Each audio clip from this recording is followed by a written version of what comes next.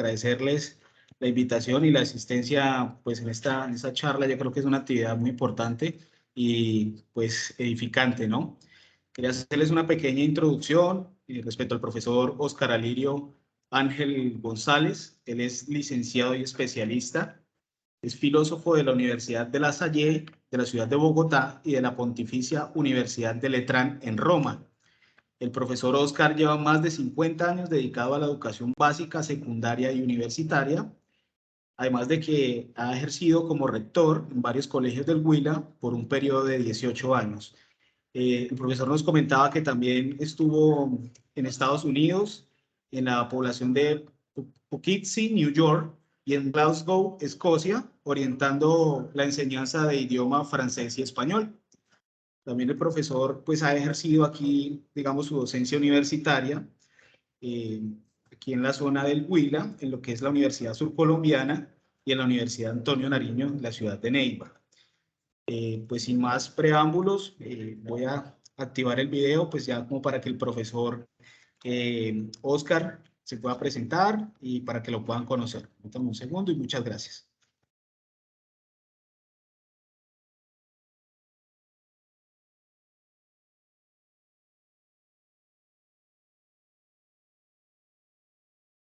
Muy buenas tardes, un cordial saludo a todas y todos quienes estén unidos a esta transmisión virtual que se origina en la biblioteca de la Universidad Cooperativa de Neiva. Un saludo a los integrantes de esta universidad especial e igualmente a quienes nos escuchan de las otras sedes. Sé que hay varias de la Universidad Cooperativa. Igualmente, un saludo especial a mis amigos, familiares, alumnos, exalumnos y demás personas que nos siguen en sus celulares y computadores. El tema de este conversatorio, lo he llamado así, de modo que quede claro, no es una conferencia, no es una clase, no es nada, es un conversatorio, es el aborto, que es un tema desde luego muy complejo y en el cual, con toda sinceridad les digo, estoy lejísimos de pensar o de querer sentar cátedra sobre el tema. No, absolutamente nada. Simplemente voy a exponer a la consideración de la audiencia una serie de reflexiones sobre el tema, frutos de esas reflexiones de estudio de muchos años, de consultas que se han hecho. Bueno, desde ya, también lo digo con sinceridad, presento mi absoluto respeto a todas las opiniones, así sean contrarias a las mías, porque aquí se trata no de una polémica, ni mucho menos, sino de compartir distintos puntos de vista. Desde ya, nuevamente, mi cordialísimo bienvenida a este conversatorio. Les cuento que rápidamente me serviré de unas diapositivas para ayudarme mejor a la comprensión del tema. Comenzamos pues con esta que tenemos aquí. Hay una preguntita ahí para empezar antes de entrar en el tema propiamente.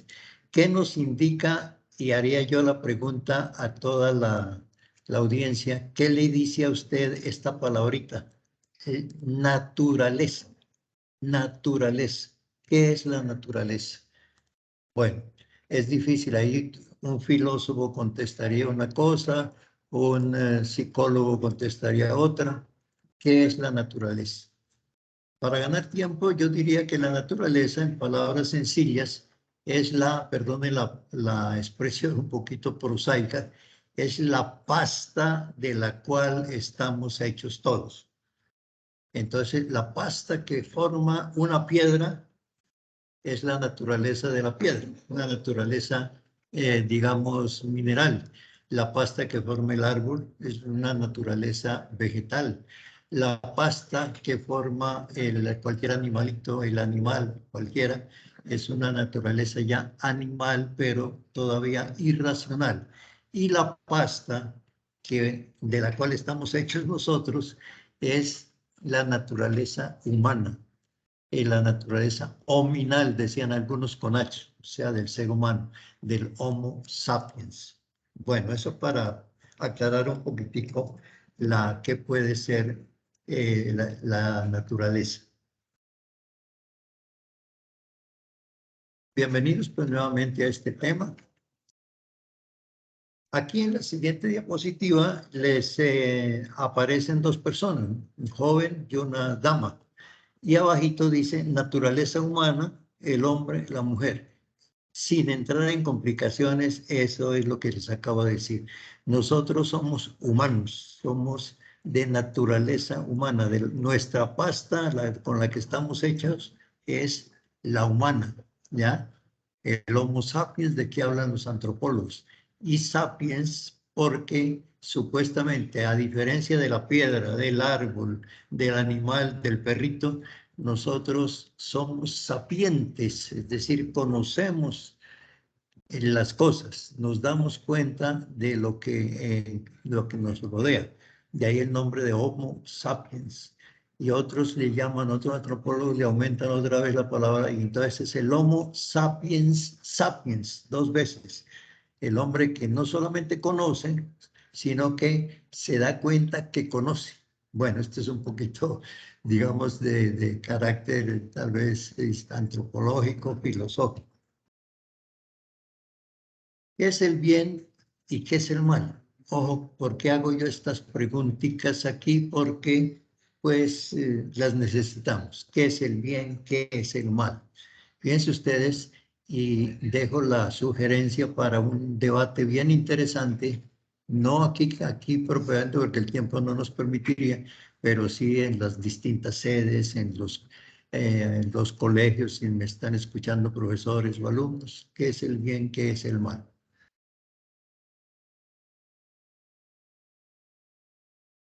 Aquí se trata de dar una definición sencilla para que nos entendamos.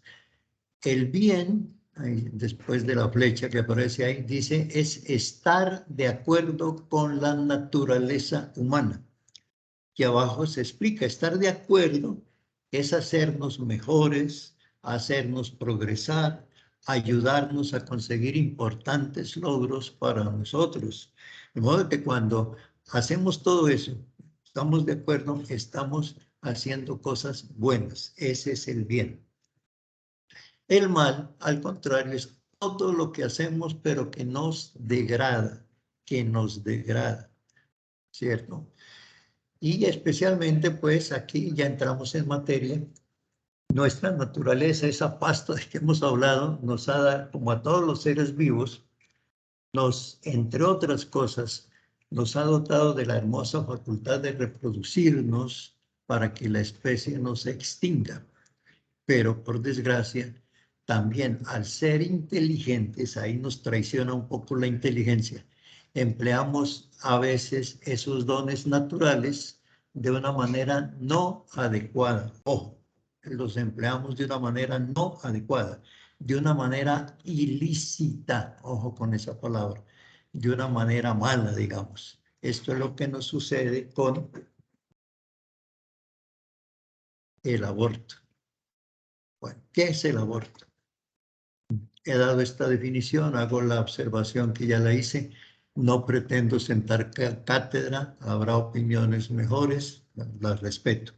El aborto es la supresión voluntaria por parte de un tercero del proceso de gestación de un nuevo ser humano. Muchos emplean este método como medio para conseguir otras cosas, como veremos más adelante. ¿Okay? Supresión del proceso de gestación de un nuevo ser humano, una supresión a la brava, digamos. Al despenalizar el aborto, ustedes saben que el aborto fue despenalizado en Colombia mediante una sentencia de la Corte Constitucional, la C-355 de 2006. Pero esta es opinión mía, esa sentencia, esa despenalización no hizo sino legalizar, legalizar un acto ilícito con el agravante de que se trata de la supresión de la vida de un ser humano indefenso. Y por lo mismo, el aborto está violentando el que todo el mundo dice que es el derecho fundamental de todo ser vivo, el derecho a la vida.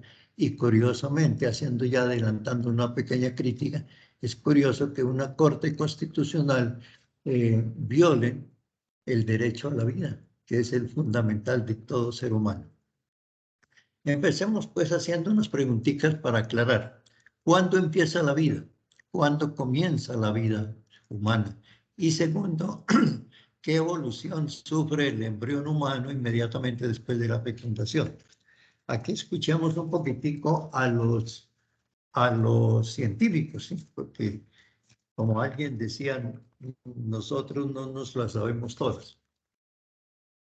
Comentando el artículo 6 del Pacto Internacional sobre Derechos Civiles y Políticos de la ONU, alguien se comentó lo siguiente.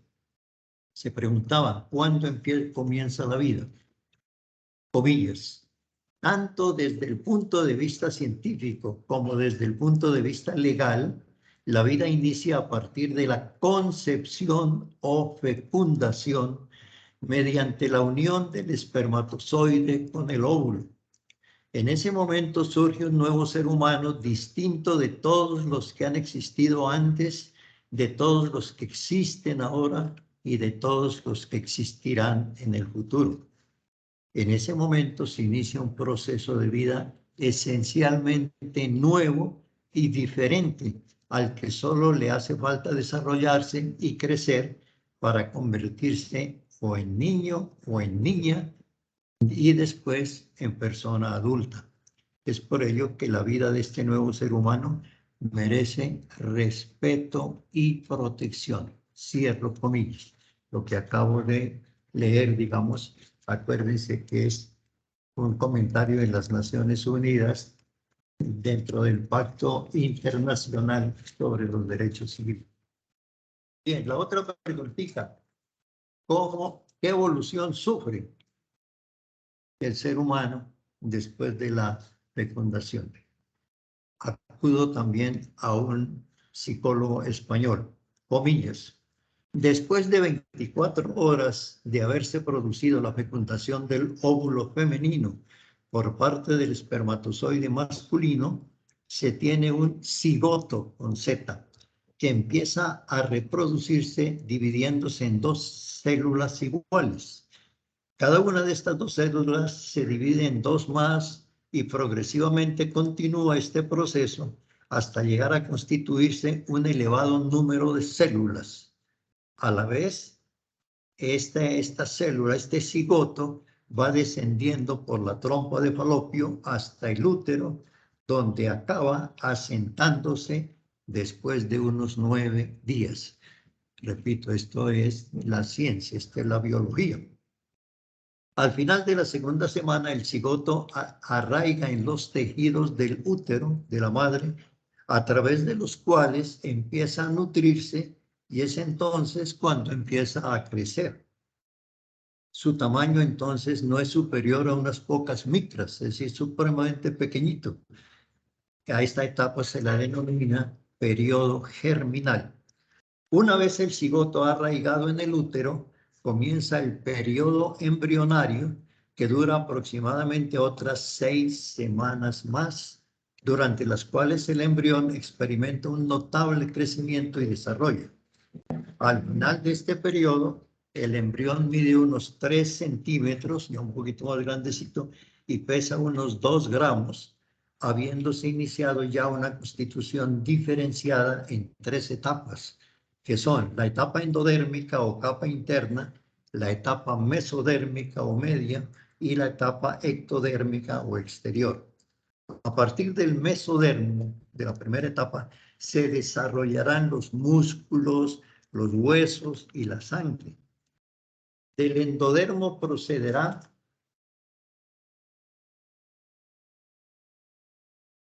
me excusan porque estoy leyendo, ¿ya? Del endodermo procederán principalmente el aparato digestivo y del ectodermo la piel, los órganos de los sentidos y el sistema nervioso. El periodo embrionario termina, oído, 2 meses después de la concepción y el embrión adquiere ya durante él una configuración humana. Oído esto.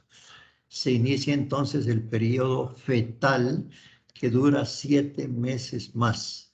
Y ya sabemos que el nacimiento se produce aproximadamente a los 9 meses de la concepción y el nuevo organismo empieza ya una existencia independiente.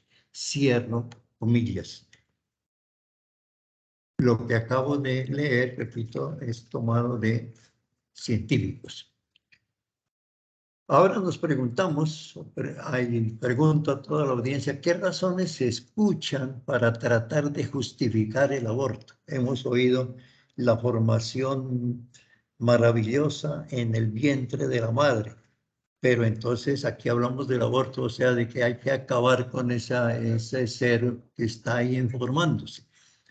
A ver, yo pongo algunas que he oído. Primero, la mujer, dicen, la primera razón, la mujer joven o madura ha sido violada por un malnacido criminal. Otra razón, la futura madre quedó embarazada por culpa de un descuido. En una fiesta en donde abundó el licor, tuvo relaciones sexuales con alguien supuestamente, entre comillas, conocido, un compañero, un amigo, un vecino. Tercera razón que se escucha para justificar el aborto. La futura madre es muy joven, cursó apenas los primeros años de bachillerato y se dio a la insinuación de un mal amigo o novio o compañero. Alguna vez nos aterramos saber que en Colombia habían encontrado a una niña de 9 años ya mamá.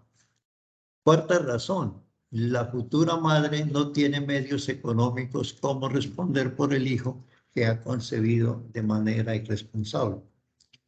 Quinta razón, la futura madre sufre el rechazo de sus padres y de toda la familia que la condenan por lo que hizo y no sabe a dónde ir o con quién buscar ayuda.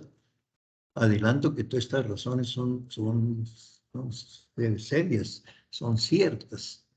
Sexta razón, el embarazo es incómodo, trae ansiedad y preocupación por los cambios corporales que conlleva. Por ejemplo, un estómago abultado, una serie de estrías en la piel, los inevitables antojos, las náuseas de la mañana o de cualquier hora del día. Si permite que el hijo nazca, tendrá una dura carga para atenderlo a todo momento, para alimentarlo, para cambiarle pañales, para formarlo. Bueno, son razones, repito, de alguien, de quienes justifican el aborto. Bueno, a todos estos argumentos, para terminar estas razones, se añaden los supuestos, con mayúscula, derechos de la mujer, dicen algunos, que tiene derecho a disponer de su cuerpo como bien le parezca. Y aquí van a encontrar apoyo de autoridades que no entienden que los derechos de toda persona van acompañados de deberes tan sagrados como aquellos. Bueno, todas las anteriores razones, repito, son verdaderas. Por eso, para no de una vez adelantando, hago hincapié en esa razón que dan, que es muy cierta, de niñas, de jovencitas embarazadas, digamos, con embarazo no consentido, y que son rechazadas en la familia. Eso es cierto, y es una situación muy dura. Aquí se haría un llamado, porque nosotros tenemos que buscar soluciones a eso. Esa es la primera solución. Los padres de familia tienen en su mano la solución de varias de esas razones que he comentado. Papá, mamá, si su hija jovencita, no importa, quedó embarazada por descuido, por ligereza, no la echen de la casa, no la echen de la casa, ayúdenle. Traten de que salga adelante, de que siga con su embarazo, no la aconsejen que aborte. Personalmente traigo a colación una experiencia personal en mi papel de rector de algunos colegios en el Huila. Tuve casos de eso, ¿cierto? llegaba una mamá toda angustiada con la niña jovencita que estaba embarazada. Se le aconsejaba lo mismo que les estoy diciendo. Se le decía a la mamá, señora, apoye a su hija, no la eche de la casa.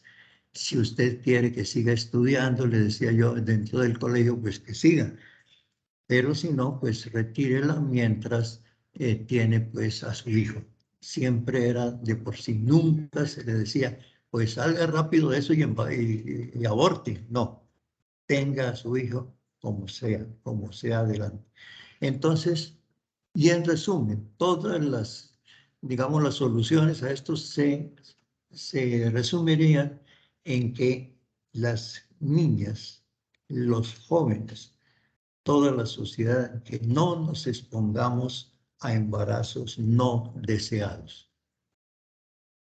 ¿Cómo será? Aquí hay una imagen de una mamá, se alcanza a ver al niño ya formadito, recostadito sobre el vientre de la madre.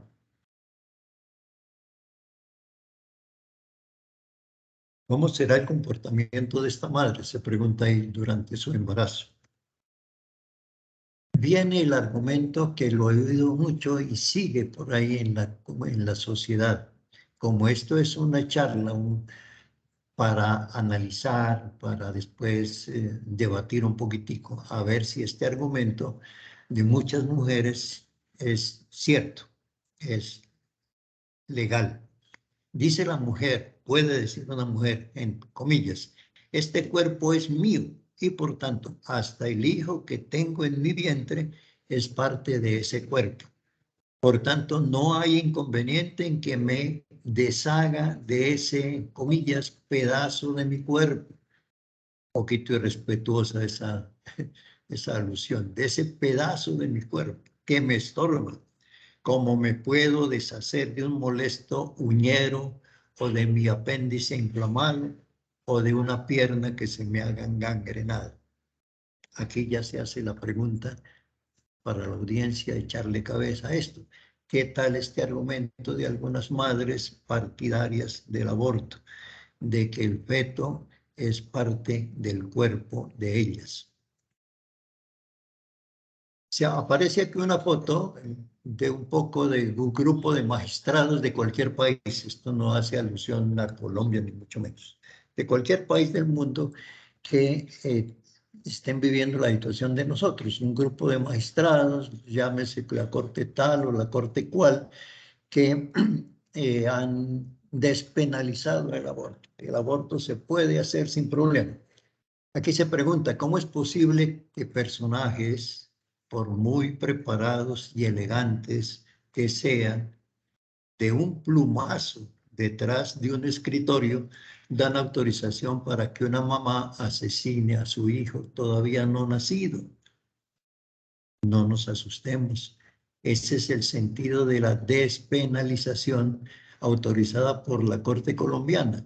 Y algo peor, según estos genios, con todo respeto, hay que esperar a que el feto tenga 24 semanas, o sea, 6 meses de gestación para hablar de verdadero delito de una mujer que aborta.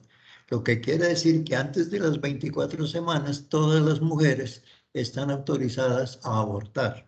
Ojo, pues, a esto que les estoy diciendo. Repito, lo hago para reflexionar, para ninguna otra cosa. Hago hincapié en que las normas de las autoridades aquí en Colombia, yo personalmente las respeto totalmente, aunque muchas de ellas, la verdad se ha dicho, no las comparto.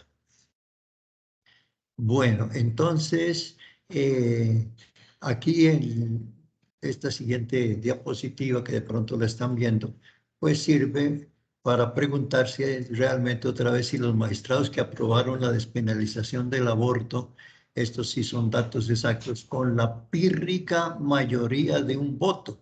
Creo que cuando aprobaron eso, los de 9 magistrados, 5 votaron que sí, es decir, la aprobaban, y 4 votaron que no. Es decir, por un voto se hizo esa norma.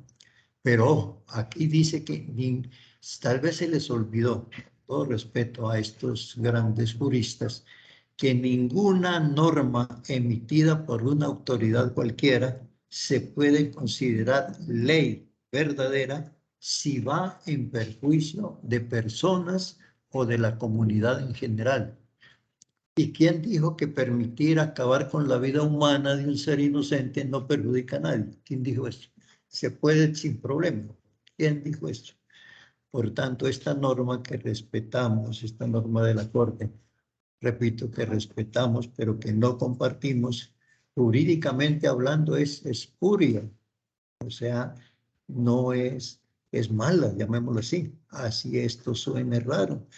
800 años atrás, el gran Tomás de Aquino, santo este filósofo de gran altura, y estoy hablando no como santo, sino como filósofo, como una mente privilegiada, había precisado que toda ley injusta, o sea, que no colabore, que no contribuya al bien de toda la comunidad, esa ley injusta no debe ser obedecida por nadie, que hay que rechazarla. Esta nueva foto que de pronto están viendo, pues el letrero lo dice, qué tristeza, y eso fue cierto. Haber visto hace unos días por televisión la euforia de un grupo de damas cuando supieron la, comillas, para ellas, magnífica noticia de la despenalización del aborto. Yo recuerdo que se reunió un grupo frente a la Corte Constitucional, algo así, y brincaban las damas, gritaban, bailaban.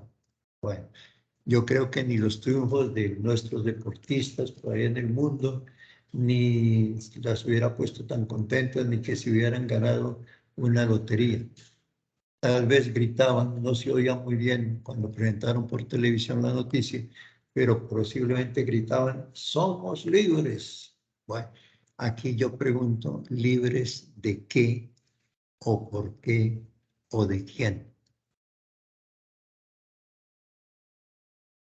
Ya concluyendo algunas cosas, aquí aparece, les he colocado una muestra gráfica de las 3 causales que se han tenido para autorizar el aborto.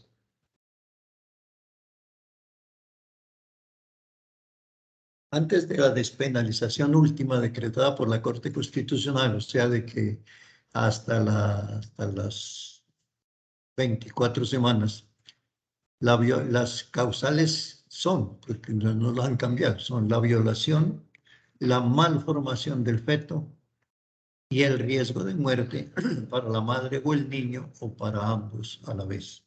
Analicémoslas rápidamente. La violación. Más adelante voy a insistir un poquitico. ¿Qué hay sobre eso?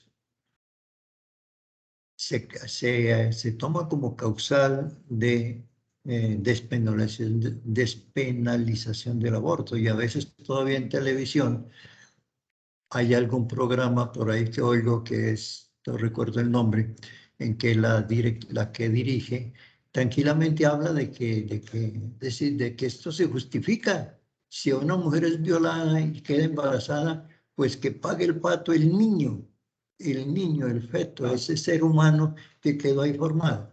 Pero yo pregunto, mis queridas personas que están en la audiencia, ¿qué culpa tiene ese niño de que vuelvo a repetir la palabrita malsonante, de que un mal nacido haya violado a la mamá? No la tiene ninguna. Entonces, ¿por qué matar al niño? Pues maten al violador. Yo creo que debería haber pena de muerte para esos criminales. Bueno, y ahí la mamá es la que tiene que, pues, ver qué se hace. Entonces, esta primera violación, esta primera causa de la Corte para autorizar el aborto, yo con todo respeto no la comparto. La malformación del feto y lo mismo que el riesgo de muerte para la madre o el niño, no me detengo mucho porque está estatuido y el sentido común lo dice. Eso queda en manos de la ética médica. Es el médico que atiende este caso mediante su ciencia, sus aparatos y todo, si se da cuenta de la malformación de un niño, una malformación que le va a impedir llevar una vida humana normal, pues yo no diría nada. Lo mismo cuando hay riesgo de muerte para la madre o el niño. Sin embargo, tengo pues, y vuelvo a repetir, opinión muy personal al respecto. Las malformaciones, habría que ver qué tipo de malformación. ¿Cuántos seres humanos existen en el mundo con malformación y están tranquilos viviendo su vida, algunos trabajando? Personas que nacieron sin un bracito. Por ahí presentaba el otro día en no sé en qué país, una dama hasta bonita ella, pero curiosamente sin manos y sin pies. Y estas personas, hemos sabido de personas que si no tienen manos, pintan con los pies, pintan con la boca. Entonces uno dice, bueno, esas malformaciones que se pueden ver, ¿qué se dice sobre eso? No insisto porque yo no soy ni médico ni nada, repito, eso está bajo la responsabilidad ética del médico que atiende. Cuando se trata de que hay peligro para la madre o el niño, es una norma también ya bastante antigua. No me pongo a echar el cuento porque es de muchos años atrás que se viene hablando de eso. La solución es muy sencilla. La solución ética es lo mismo. Dejar en manos del médico que con toda su ética, ¿cierto? Con toda su ciencia en esos casos delicados, pues trate de salvar a la madre y trate de salvar al niño. No hay que decir, no, pues yo, el médico dice, no, pues yo voy a salvar a la madre, entonces mato al niño, que se aborte, o yo salvo al niño, entonces matemos a la mamá. No, ambos hay que cuidarlos, ambos. Si después de eso, yo estoy diciendo una norma que redactaron en nada menos que en Roma, un congreso de médicos. Si después de eso, del esfuerzo médico, la madre muere o el niño muere, ahí ya no es culpa de nadie, ahí es la naturaleza que sigue su curso. Como que quede claro sobre este puntito. Bueno, entonces aquí resumo esto porque hay como mucho texto. Se trata de busquémosle soluciones complejas a este tema, ¿cierto? Yo la estoy dando ya según mi humilde pensar, que nos sirve mucho el famoso refrán de que más vale prevenir que curar. Eso es sabio. Más vale que prevengamos la diabetes a que tengamos que curarla. Y la prevenimos no comiendo mucho dulce ni nada de eso. Más vale que prevengamos muchas enfermedades nuestras que tener que curarlas y tener que someternos a medicinas y a, digamos, a operaciones y todo eso. Dice, si las mujeres antes de expresar un embarazo no deseado están convencidas de las muchas dificultades que trae esa situación, posiblemente evitarán el exponerse siquiera a esa situación. Algunos casos concretos, damas, cuidado con amigos sospechosos que las invitan a convivir, entre comillas, en casa o en un motel o cuando los padres de la joven no están. Cuidado con las rumbas de discotecas donde el licor abunda, porque al terminar esa fiestecita puede sentirse la necesidad de ir a la cama con el compañero de parranda y puede haber un embarazo que desde luego no será deseado. Cuidado con tener relaciones sexuales sin protección alguna, como puede ser, por ejemplo, un condón bien aplicado, aunque siempre, de todas maneras, sigue siendo válido el que en casos de tentaciones carnales, como son estas, el que es valiente, el hombre valiente y la mujer valiente, es el que huye de eso. Cuando uno huye no es valiente, pero aquí se dice que si el que huye es el valiente. Bueno, en el caso de la violación de la mujer, con esto ya voy terminando, se puede obtener, si no se puede obtener una dama que es violada, si no puede rechazar esa violación mediante una reacción adecuada, pues por lo menos interiormente rechácela y no vaya a dar muestras de consentimiento, porque ahí ya no habría violación, ¿cierto? Ahí usted consentiría que el tipo la penetre y que el tipo eyacule dentro de usted y bueno, entonces habría consentimiento. Hace poquito, como cosa curiosa, la misma corte sacó una observación, más que todo para los abogados. Les dijo, no se puede tomar como consentimiento a la violación el hecho de que una mujer no diga nada cuando está violada, ni muestre resistencia, ni emita ningún sonido. Dice la corte, eso no se puede tomar como consentimiento.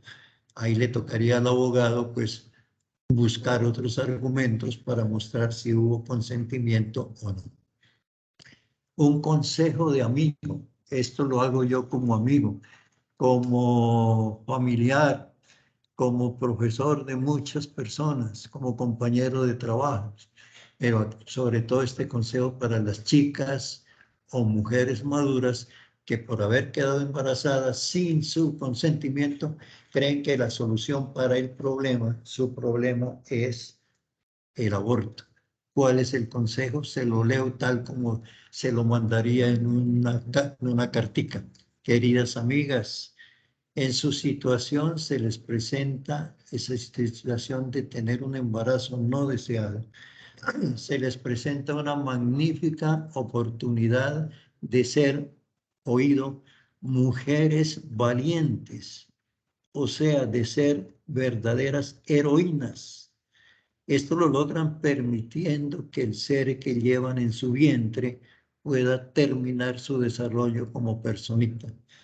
Si esto lo realizan, cuando el niño, la criaturita, nazca viva, porque no se le ha aplicado el aborto, ustedes, mamás, pueden sentirse como verdaderas mujeres heroicas, repito, que han sabido respetar la vida de alguien indefenso. Ahora bien, si después del nacimiento de esa criatura nace enterita, ustedes siguen sintiendo rechazo por que fueron violadas, entonces hay solución. Entréguenla a alguien que se ocupe hay un bienestar familiar en el país. Sus mismos familiares, yo creo que tendrían digamos, la idea, el sentido de ayudarle, de recibir ese niño, esa niña en la familia, pero si tiene tanto rechazo, pues entréguenla para que sea adoptado. Y así, oído esto, ustedes van a quedar con su conciencia tranquila porque no cayeron en la trampa de cometer doble asesinato. El primer asesinato es pues el de los niños, el del niño que llevan en el vientre. Y el segundo asesinato es el asesinato de mis queridas damas, el asesinato de su propia alma, porque tarde o temprano van a sentir el terrible remordimiento de haber acabado una vida que no debían haberla acabado porque se había formado en su propio seno. Termino ya con algo pues, que es interesante. He puesto aquí el martillo de la justicia. ¿Qué dice la justicia en Colombia en caso de violación sexual? En caso de acoso, fíjense, solo acoso, si no haya penetración, no haya relación sexual física. El solo acoso puede tener una prisión de 1 a 3 años, si se demuestra. En caso de acto sexual abusivo con persona incapaz de resistir, un demente, por ejemplo, vamos a hablar de los menores, en este caso se condena al culpable de 12 a 20 años de prisión.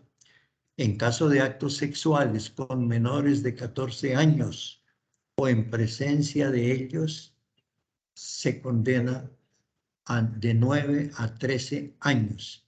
Y finalmente, en caso de acceso carnal violento con menor de 14 años, se condena nuevamente de 12 a 20 años. Hago la observación que de pronto estos datos que doy aquí, pues no son exactos, ¿cierto? O estoy equivocado o los tomé de una fuente no confiable. Pues para eso, y espero que estén siguiendo, nos estén acompañando muchos abogados que son los que precisamente saben con todo eso. Bueno, que nos quede para siempre como fruto de esta presentación sobre el aborto, que nos quede el refrancito: prevenir es mejor que curar. Damitas y damas, todas, no se expongan a embarazos no deseados. Y cuando haya, en caso de incitación a actos sexuales indebidos, acuérdense que, que la valiente mujer es usted, si huye de esa que lo quiere incitar a ese acto sexual, y usted joven, varón, es el valiente si también huye de esa situación. Muchísimas gracias pues por su atención a esta charla. Queda, de pronto hay bastante material, queda para el análisis, queda para el debate. No, debate, no me gusta debate porque en el debate hay peleas, no. Aquí estamos tratando de congeniar nuestras ideas. Para quienes quieran comunicarse conmigo, pues aquí les dejo mi correo electrónico: osalan, terminado en G de gato, osalan@gmail.com, y les dejo también mi WhatsApp por si quieren mandar algún mensaje o llamar o algo así. 317-49-54-909. A toda mi audiencia, muchísimas gracias de nuevo por la paciencia y que Dios los bendiga. Muchísimas gracias, doctor Oscar. Gracias por la intervención que usted nos acaba de dar. La verdad es que es una reflexión, ¿cierto? Una reflexión al tema del aborto. Yo también quiero hacer un pequeño comentario, ¿cierto? Porque en mi familia también mi hermana cometió un aborto hace muchos años, ¿sí? Sin consultarlo a la familia porque sabía que nosotros no estábamos de acuerdo. No estábamos de acuerdo porque nosotros somos creyentes de verdad y para nosotros es una vida, ¿cierto? Y lo amábamos y queríamos recibirlo, pero ella aún así tomó la decisión, ¿cierto? Porque no contaba con el respaldo de la pareja. Entonces, ¿qué pasa? Que luego de ese aborto, ella le dicen los médicos que no puede volver a tener hijos, porque la matriz ya no le daba para tener otros hijos más, porque le habían hecho un mal procedimiento. Entonces, ella los primeros días, o el primer año, empezó a tener pesadillas incluso con la criatura. Entonces, empezó a verse afectada también mentalmente, ¿sí? Y no solamente mentalmente, sino espiritualmente, para los que de pronto creemos que existe un Dios y que somos la obra maestra del Señor. La conciencia, ¿sí? Que cuando uno, es lo que nosotros llamamos espíritu, la conciencia, la atormentaba a cada momento. Y después tuvo que tener terapias por otro tiempo, terapias otra vez psicológicas para poder volver otra vez como en sí a restablecer su vida, porque ya entra el tema del arrepentimiento y demás. Y pues por la misericordia de Dios, ella tiene 40 años, pero el año pasado el Señor le dio la bendición de ser madre, pero después de haber luchado por años y años para poder tener hijos, ¿sí? Pero eso es realmente una marca imborrable, ¿sí? Que nos dejan el hecho de que se practiquen un aborto. Para todo hay solución. Creo que nada es imposible para Dios y para todo hay solución. A veces se ven embotelladas y más las madres jóvenes se ven embotelladas y que no encuentran salida alguna, que cómo voy a sostenerlo, pero realmente, pues después de Dios no hay nada, y yo creo que hay mujeres valientes, pero también creo que en contra de los estereotipos y de todo lo que la vida nos pueda presentar, siempre tenemos una salida. Muchas gracias por la intervención, doctor. Muy interesante. Bueno, Judy, ¿cómo que es tu nombre? Sí, Judy, sí, señor, sí, señor. y que me informan aquí que me llamas desde Cartago. Gracias por tu, digamos, tu intervención también. Hiciste mención de un tema que yo no lo quise tomar porque el tema, digamos, religioso, porque en la religión entra ahí, ¿no es cierto? Tú lo has dicho, para los que son o somos católicos, el aborto no solamente es ilegal, sino que es, como nos decían nuestras mamás, abuelitas, es un pecado y gran pecado. ¿Por qué? Porque nos enseñaba o nos enseña la religión católica que el dueño, el autor de la vida humana es Dios. Y ponernos nosotros a meterle la mano en lo que Él ha hecho, pues no está bien. En todo caso, te agradezco porque tú has hecho pues la alusión al aspecto religioso, que es también, digamos, que hay que tenerlo en cuenta. No lo hice porque me enfoqué en otros aspectos, tú te diste cuenta, pero estoy totalmente de acuerdo con el asunto de que la religión puede ayudar, nos debe ayudar, la fe nos debe ayudar en muchas circunstancias de la vida. Gracias. Gracias, doctor. También le damos paso, doctor, aquí al profesor Vladimir Ramírez Perdomo. Él es profesor de Derecho también, entonces le cedo la palabra. Bienvenido, profesor Vladimir. Y profe, compañeros, muy buenas tardes. En primer lugar, pues felicitar el acto de valentía. Creo que es usted muy, pero muy valiente frente a la temática, porque la verdad es que, aunque estamos en contraposición, la parte general es considerar que efectivamente en el aborto sí se puede, ¿no? Lo felicito por ese acto de valor que tiene y esa invitación a muchas personas para que no lo hagan. Ya directamente, pues, profe, en las realidades es un poco complicado encontrar esos contrastes, por ejemplo, por como el artículo 90 del Código Civil colombiano, si no me falla, cuando trata que solamente se es persona a partir del momento en que se nace vivo, ¿cierto? Y el Código Civil colombiano es un poco contradictorio. ¿Por qué razón? Porque, por ejemplo, si el bebé nace muerto, desde el punto de vista religioso, y usted me corregirá, yo sí estoy un poquito apartado de la parte religiosa, pero hasta donde recuerdo, si nace el feto y está muerto, no se le hace ningún tipo de ceremonia religiosa, hasta donde recuerdo. No sé si estoy equivocado en esa parte, me disculpo. Y por otra parte, pues tampoco tiene derecho a un registro civil, es como si nunca hubiese existido. Y pues ahí viene un contraste de sentidos. Bueno, pues si se le va a reconocer algún tipo de trato como ser humano, pues hay que reconocérselo desde el inicio y tener, por lo menos para quienes creen, independientemente de la religión en que puedan creer, pues tener esa oportunidad de esa sanación espiritual. Por otra parte, pues la decisión no creo que sea fácil para ningún ser humano.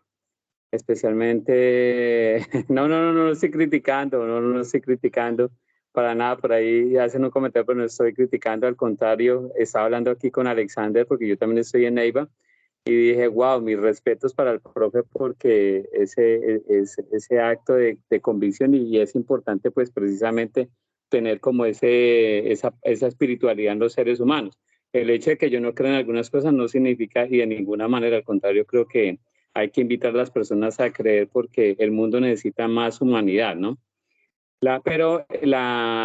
Quería tener como esa reflexión ahí, profe, como para dialogar un poquito, y no sé si le parece un poco cruel ese contrasentido, ¿no? De, bueno, hasta dónde podemos ser humanos por el reconocimiento desde el punto de vista del derecho solamente a partir del momento en que se nace vivo, y desde directamente si se nace el feto y nace muerto, pues sin ningún tipo de posibilidad de carácter religioso.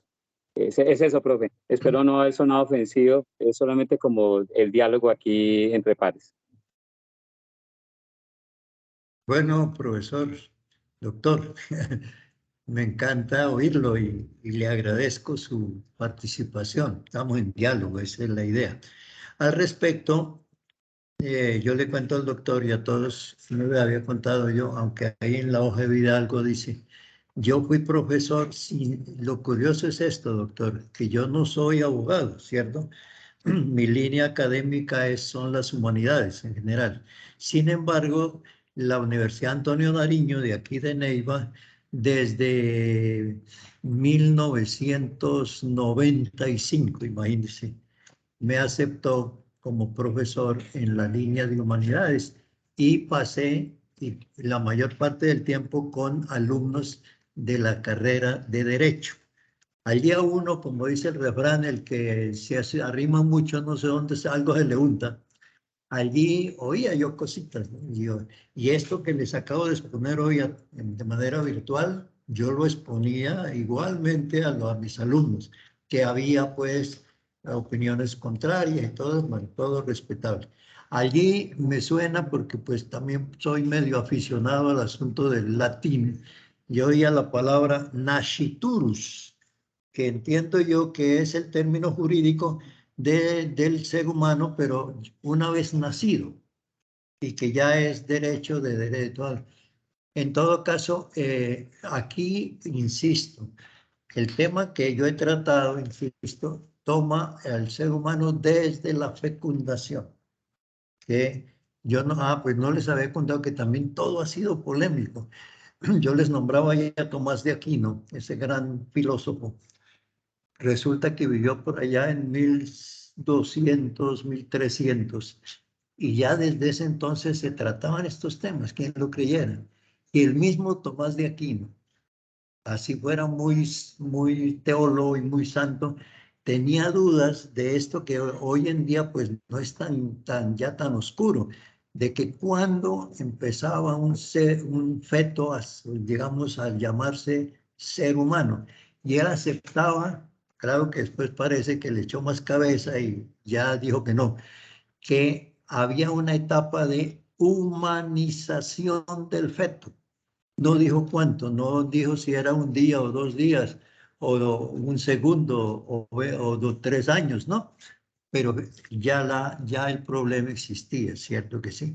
Hoy en día, hasta donde yo entiendo, y eso pues ustedes, los doctores de derecho, abogados y los otros médicos, pues se acepta esto, pues, más o menos que el ser humano, el feto, digamos, es ser humano, repitiendo, que nosotros somos humanos desde el momento en que el espermatozoide fecunda el óvulo. Bueno, habrá que seguir preguntándole a los entendidos, pero lo que usted dice me parece interesante. Entonces, ahora eso que me pregunta, pues realmente no tengo el dato exacto, pero no creo yo que la Iglesia Católica le niegue, por ejemplo, el entierro, el sepelio a un niño, a un feto. No, no creo. ¿Por qué? Porque para la iglesia el feto es desde la concepción. Entonces ahí hay un ser humano en potencias, como decía Aristóteles, ¿cierto? Entonces no se puede decir, hasta aquí sí lo hacemos como humano y de ahí para adelante no. Bueno, esa es mi opinión y nuevamente le agradezco su intervención, doctor.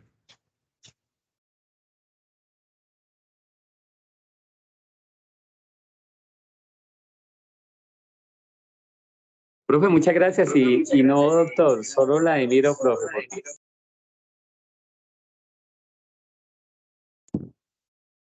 Sí, la humildad antes que nada, la humildad. Bueno. Muchísimas gracias a todos por haber participado de Cicerón de nuevo al debate. No veo más manitos levantadas o hay alguna otra manito levantada por allí. Valentina Rubio, bien pueda Valentina ya para ir cerrando. Bien pueda Valentina. Muy buenas tardes, ¿me escuchan bien? Sí, señora, perfecto. Bueno, buenas tardes a todos. Buenas tardes, doctor Oscar. Pues digamos que me parece una charla muy interesante porque pues es importante poner sobre la mesa varios argumentos en cuanto al tema del aborto. Sin embargo, pues antes de cerrar la charla quisiera recalcar algo que también me parece muy importante dentro de este tema y es considerar el hecho de que legalizar el aborto es importante en cuanto a la parte de las muertes ocasionadas por los abortos clandestinos. Esto dado que, pues digamos que considerando el tema moral, esta consideración de cada persona, pero algo que no podemos desconocer es el hecho de que debido pues digamos, a que se tenía como algo prohibido o restringido a 3 causales específicas en nuestro país, causaba un gran número de muertes de mujeres por asistir a estos lugares, pues donde se practicaban abortos clandestinos.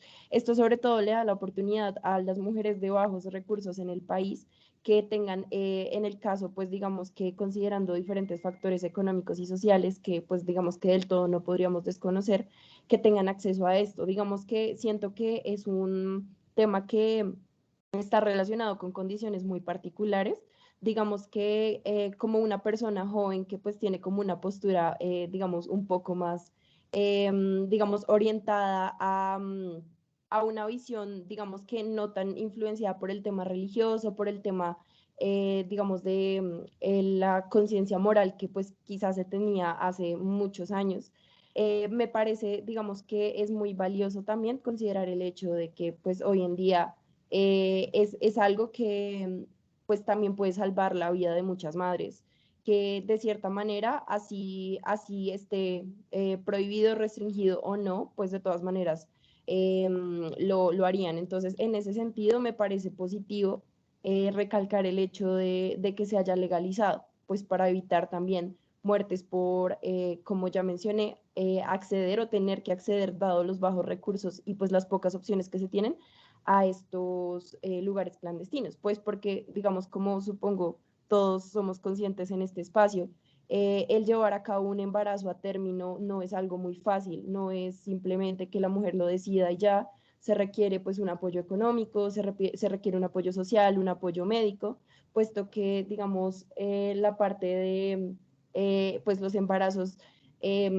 digamos que de cierta manera no es como se llevaba hace muchos años, que pues simplemente la mujer estaba pues embarazada y poco más, sino que pues se requiere tener en cuenta mucho todos esos factores pues para el bienestar de la madre y del niño, porque pues como también es importante mencionar, en nuestro país el ICBF no es una institución que funcione muy bien, así que pues de cierta manera esos niños que nacen, pues una vez que nacen, asumiendo que pues ya se llevó el embarazo a término, muchas veces terminan en hogares que pues no son funcionales o terminan en estas instituciones hasta cumplir digamos una edad de pues 18 años donde se supone que ya se pueden valer por sí mismos y digamos que no desarrollan como las competencias o no tienen como el respaldo de una familia realmente que los haya acogido. Entonces, siento que pues además del tema moral y pues el tema religioso, que pues bien, sí se puede decir que es una vida, yo estoy muy de acuerdo en que pues desde el momento en que ya son una célula, por toda la parte médica,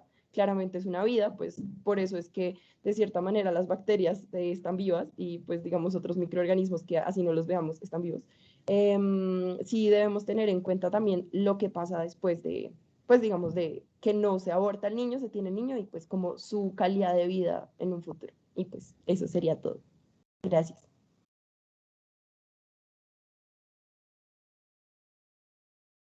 Bueno, Valentina no me va a poner brava si le digo aquí a la audiencia que su merced, como decimos aquí en el Huila, su merced es nieta mía.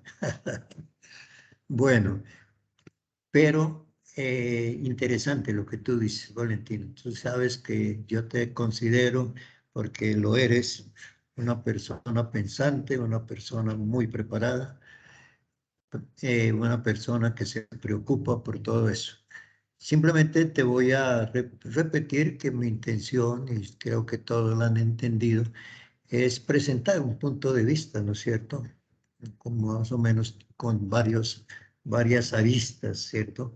Lo demás sigue. Pues tú dices que la legalización del aborto, no sé si te entendí mal, se trata más que todo para que los abortos clandestinos no proliferen.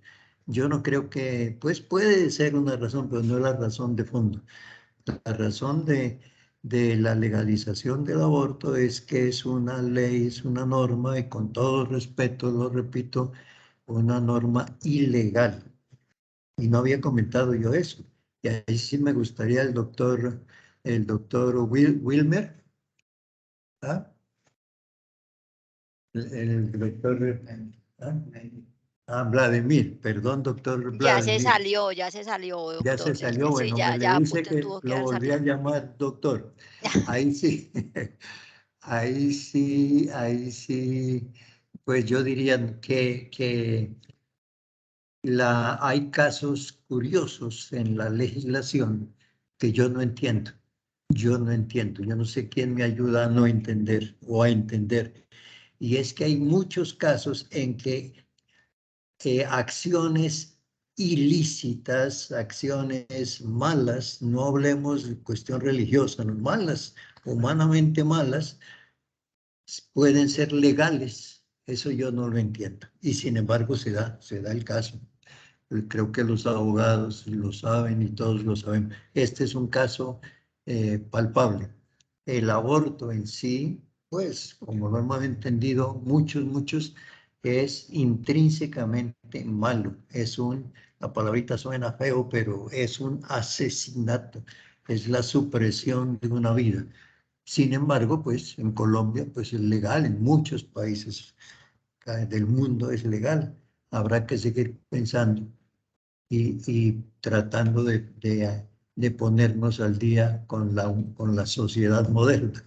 No de pronto de aceptar, pero sí ponernos al día. Bueno, muchas gracias, Valen, por su intervención.